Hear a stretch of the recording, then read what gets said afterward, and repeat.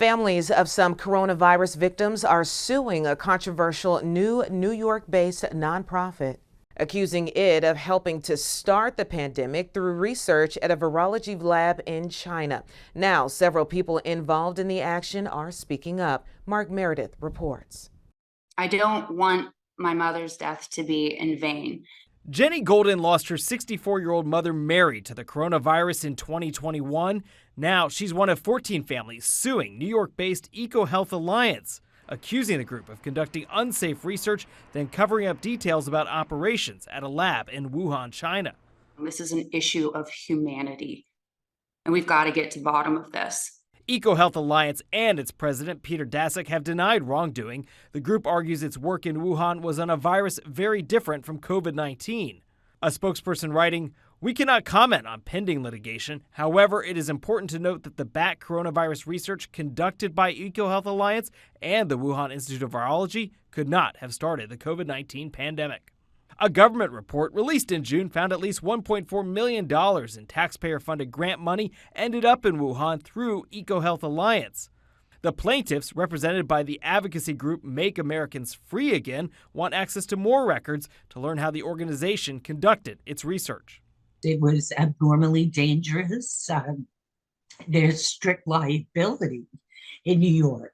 Tracy Osuna lost her husband Raul to the pandemic. She admits legal action may drag on for years, but she hopes her wait will prove worthwhile. And it didn't have to happen. And I just want people to be accountable. And I would like, justice. This year, the NIH restored grant funding to EcoHealth Alliance to continue its work, but not in China and with other restrictions in place. Still, some lawmakers believe the move is outrageous, considering the virus's origins are still under investigation. In Washington, Mark Meredith, Fox News.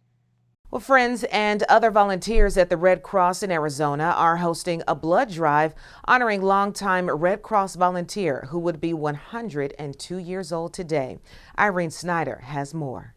The Red Cross hosts blood donor events multiple times a year, but none have been quite like this one. These donors are honoring what would have been longtime volunteer Betty Grenning's 102nd birthday. She said regarding blood and donating blood, if you donated $1 million, it wouldn't be the same as donating blood, because when you donate blood, you save lives. Betty spent nearly all of her life working to save others by volunteering and donating more than 25 gallons of blood. She was with the Red Cross for 84 years, ever since she was 17 years old. She felt it was part of being human, that you had to help other people, and even if you felt you didn't have time to donate or to volunteer, that you needed to volunteer your time. Even as she got older, Betty still showed up every Thursday with a smile on her face. One of her regular drivers was Pat Farmer. On the months that I was here, I got to drive Betty, and so I had a really wonderful, if you excuse the pun, window of time to have her all to myself in the car.